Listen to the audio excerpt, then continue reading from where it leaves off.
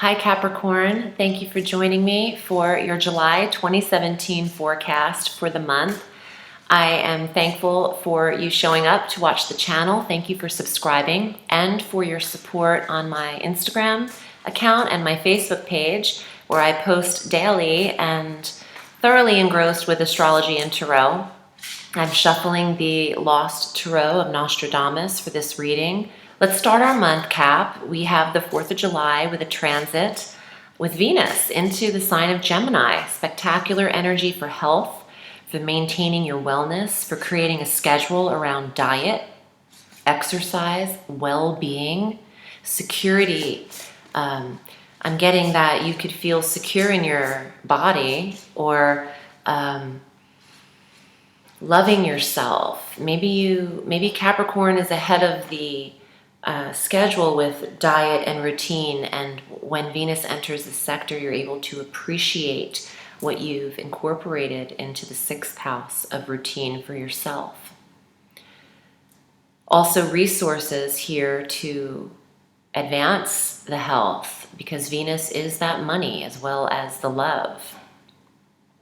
On the 5th, we have Mercury following suit, igniting our Leo energy for the month of July into the sign of Leo. The 8th house is what is activated for Capricorn this month.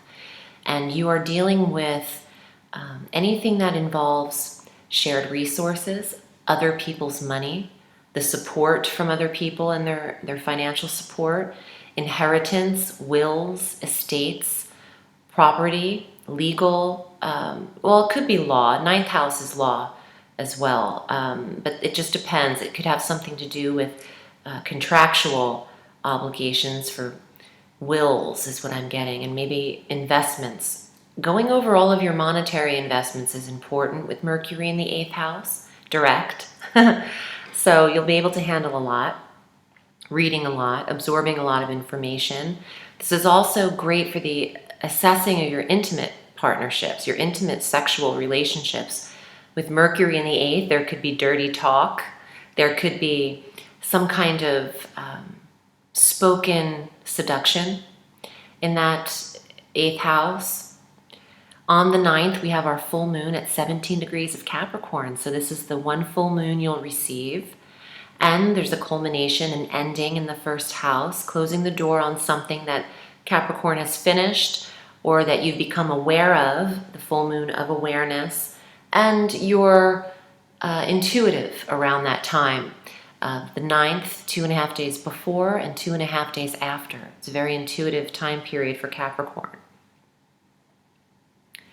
On the 20th, and throughout these 5 days, 20 through the 25th, Mars is entering Leo, following then the Sun on the 22nd, and then the new moon on the 23rd at 0 degrees of Leo. So triggering this 8th house, this is a very sexual, heated, sexy energy with Mars conjunct Mercury and the Sun on the 8th. Mars and the Sun are sitting on top of each other in your 8th house of sex and intimacy. So this is a very physically active, sexually time period for Capricorn. This could also be action in development of any pending wills or inheritances that have been on hold. These could push through now. New moon at 0 degrees is a fresh, new, clean slate in the 8th house of intimacy and shared resources. So focus intentions on the 8th house for Capricorn on the 23rd. And the new moon energy, if you're looking for investors, this is the time to focus your intention here on that. Write them down. Write down what it is you are looking forward to manifesting. And phrase it in the verbiage of you already having obtained it. You know, express your gratitude for things that you have that you don't necessarily have already. That's a secret to manifestation as well. On the 25th, Mercury quickly changes into the sign of Virgo. And this has a lot to do with legal aspects and property and even your belief system. Mercury in the 9th could see you taking a long distance trip and wanting to travel at that time frame. And since Mercury is direct And in the house of foreign travel, what better time than the 25th on to get that handled? Venus makes another quick transit by the time this month is done on the 31st, entering the sign of Cancer. And this benefits your relationship sector, your soulmate sector, your marriage and your business partnerships. Venus being love and romance in the sector that draws in soulmate. For those of you looking, this is a very strong energy for finding someone to connect with. And that starts at the tail end of the month on the 31st, but that will last through August. So let's read your cards, Cap, and see what's coming up for you. And if you'd like a personal reading, please find me at audreyalison.com and select your order. I'll get back to you in just a few days, and we'll set it up in an email. And also, if you're interested in how I use the tarot and how I read and how I connect with them, the cards, consider registering for my online tarot class. It's an e-course, and for the price of a 30-minute reading, you can receive the course for 21 days, and it's an interactive online course. So check out the Show More section. It's called The Magic of Tarot, Connecting Mind, Body, and Soul. And Capricorn, here's your first card. The Empress. So the Empress is fertility and abundance. The Empress is the mother figure, nurturer, warmth, spring and summer, and fertility, if I didn't say that. The Lady of Suns, number 13, that would be the Queen of Fire, the Queen of Rods. Nostradamus uses the sun for the wands in his deck. Or Nostradamus called the suits sun, stars, globe, or the earth, and what am I missing? Come on. I'm so out of it. I should just continue reading.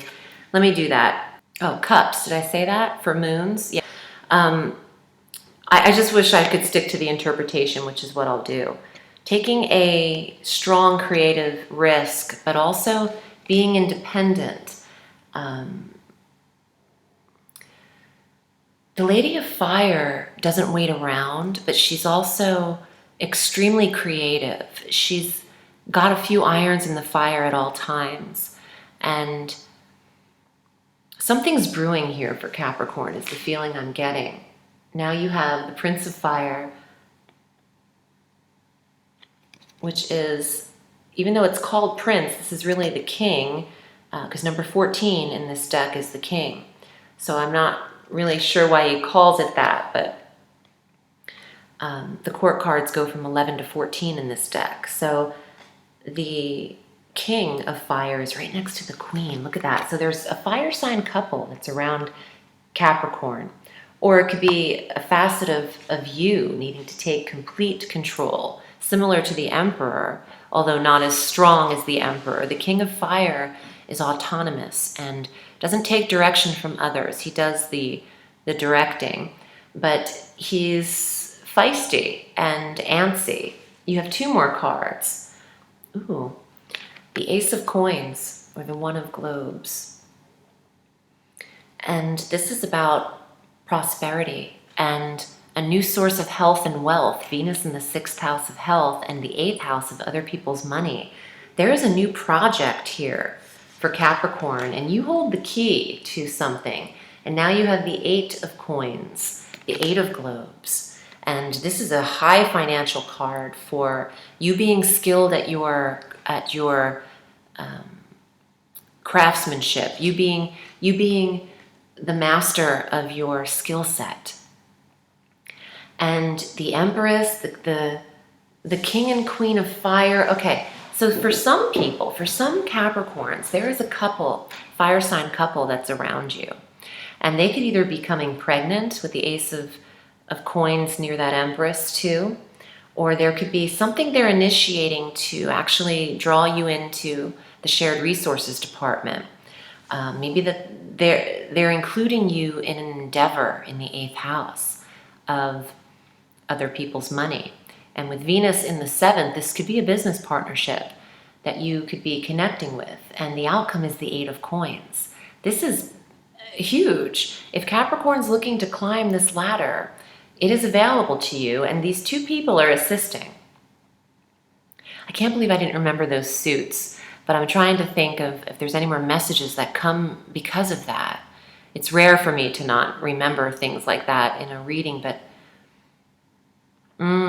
okay, so maybe Capricorn dropped the ball on something. This is a little bit of a message I'm getting. And you had people there to pick up the pieces. You had a saving grace in something. A rescue net or a safety net is what I'm getting. And that could be that Ace of Coins. Something was holding you up. It could be financially or a metaphor in there somewhere. But I think that you're going to be receiving an offer, an opportunity with the Ace of Coins, which can turn into the 8 of Coins in the 8th house of shared resources.